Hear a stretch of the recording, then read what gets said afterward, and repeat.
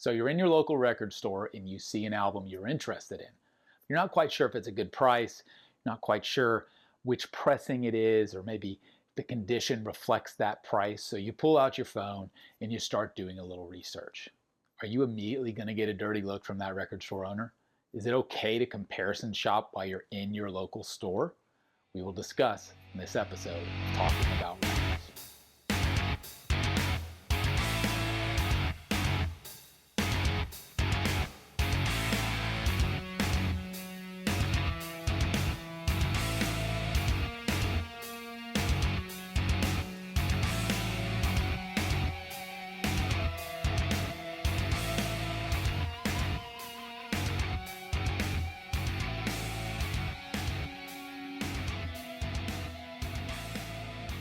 My name is G.I. Sanders from NTX Vinyl, a small chain of independent shops in the Dallas-Fort Worth area.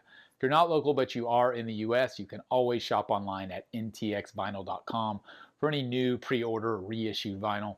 Of course, you can visit our locations if you're local, and we'd love it if you'd subscribe here to our YouTube channel and follow us across social media at NTX Vinyl is the handle, Facebook, Instagram, and TikTok. Let's talk about the stink eye that you get from store owners when you pull out your phone in their stores. Is this a real thing? I think it is. I got caught up in this topic in a vinyl-related Facebook group, and it was very interesting to read some opinions, not only from store owners like myself, but also from collectors like yourself who are just going into local stores and buying records. And the topic surrounded the idea of basically not only comparison shopping with pricing, but also researching what a record is while you're inside a record store. In my opinion, I think it's really naive and short-sighted for any record store owner to not expect that people would do this. This is the way the world works. I don't care if you're shopping for groceries or you're shopping for a car or you're shopping for a record. You're gonna look around for the best price. You're gonna do some research on some level. Again, if you're just buying groceries, maybe not that much, but if you're buying a car, you're gonna research for months. A record comes somewhere in between that middle, right? But if I put myself back, or I go back just 10 years when I frequented record stores a lot, I would certainly, not only comparison shop, but first and foremost, just do some research. If I'm looking at a record, I'm not quite sure which pressing it is. Is this a reissue that just came out, or is this a vintage pressing from the 60s or 70s? I can't tell. Of course I'm going to pull out my phone. Of course I'm going to go to Discogs. Of course I'm going to go to eBay and try and find some more information about this. Try and find out what it is, when it was pressed, see if there's any good reviews on it. That's very important. And then ultimately, I'm going to look what it's priced at online and see, is this comparable? If it's in my local store and the condition is good and it's $20, and I'm looking at it online and there's what I see are comparable copies for $40 or $50, then I know that, hey, this is a pretty good price. I should go ahead and pick this up. It goes the other direction too. If you're looking at something and it's $40 or $50 and you look online and there's hundreds of copies available for 10, 15, 20 bucks, well, then this is obviously not priced properly, at least not in my opinion, right? So I don't fault buyers for it. In fact, I would encourage buyers to do it, because if you're a store owner and you're discouraging people from doing this, or let's just say you don't like it, first of all, you need to get over it. Second of all, you need to understand this is the way the world works. And third, you don't know how to price records then. That's my opinion. If you're pricing stuff and it's way over market value, then, you probably need to do some more research on how you price your records, to be honest. Comes down to, what is that market value defined as, right? So this is the important part for me, is you got to define your market. On Discogs or on eBay, or pretty much if you're selling online and you're willing to, the seller is willing to ship it across the country, or let's say across the world, well, that's a global market then. There's a lot more people out there looking for records on a global scale than they are in a little local record shop, right? So the price can be different, countrywide or globally, than it would be in a local store. Now, why is that? Well, for me, when I look at a record, if I'm going to price it, of course I'm maybe looking at Discogs or eBay to see what comparable LPs may sell for based on that condition. But beyond that, I know my inventory. I know my customers. And there's no point in me putting out an album, and pricing it at $20 if I know no one's going to pay that, because I see that album all the time. And it's very common, not only in my store, but just in the collections I buy and see on a regular basis in other stores that I'm in. I see this album all the time. So, even though it may sell for $15 or $20 on Discogs, like, I know that I'm wasting my time putting that price on it in my store. So I'll probably put it for $5, $10, especially if I know I've got, 20 other copies of this waiting behind it to sell, because it's a very common album, maybe in this part of the country. That has a lot to do with things.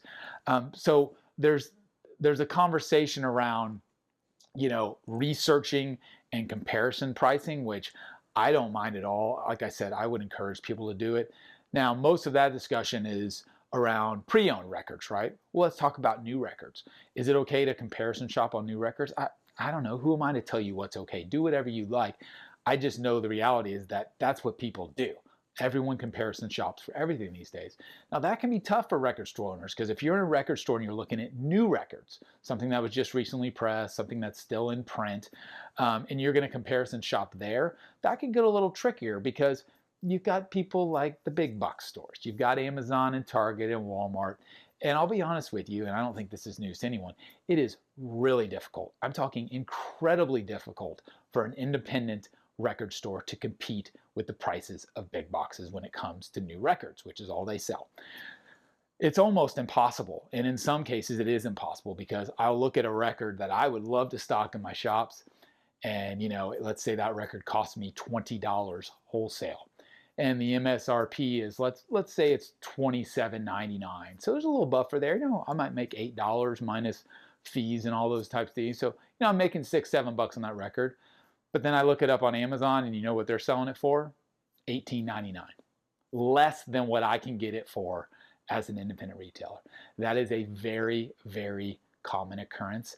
I see it on a daily basis. And there are records that I simply just don't even stock, because Amazon and the other big boxes sell them for so cheap that I know when people walk into my store, and if I've got it priced at $27, $30 and it's $18.99 on Amazon, like, that's not a good look for me. I would rather just not stock that title and stock some different titles where I know that the price isn't completely undercutting us on the big boxes, right? So are people price comparison and comparison shopping on new records versus used? Absolutely. I know they are. Again, I've done it myself. I used to do it all the time. And would I always choose the cheaper price? Absolutely not. When I'm in a record store and I'm holding that record in my hands, and I'm like, well, I could pay a few dollars less on Amazon and wait for it and hope that it arrives and isn't damaged, or I can walk out of the store right here with this and support this local shop. There's a decision to be made there. And it's really no different when it comes to pre-owned records in some extent, because again, if you're looking on eBay or you're looking on Discogs and you're comparing a pre-owned record, and you think you have something that was apples to apples, it comes down to that instant gratification of walking out of that store right there, knowing you supported a local independent business. That's cool too. But also you get to actually hold it in your hands and see it. That's very important, because it comes down to trust. Do you know and trust that online seller on eBay or Discogs or Facebook or wherever it may be? If you do, then maybe that's the direction you go. But in most cases, you don't. And so it's up to you whether you want to actually trust your eyes or maybe your ears, if there's a listening station, and actually play that album and go, you know what, I'll pay a little bit more because I know this one sounds great. I know this one doesn't have any creases in the jacket. I know it's got the inner sleeve. All these things that, you may not know when you're buying online, or you may have to do a little legwork to contact the person and, get a little more information out of them in regards to condition. And all of that takes time, and time is money, right? But the reality is like I said, everyone does this. It should be common knowledge at this point.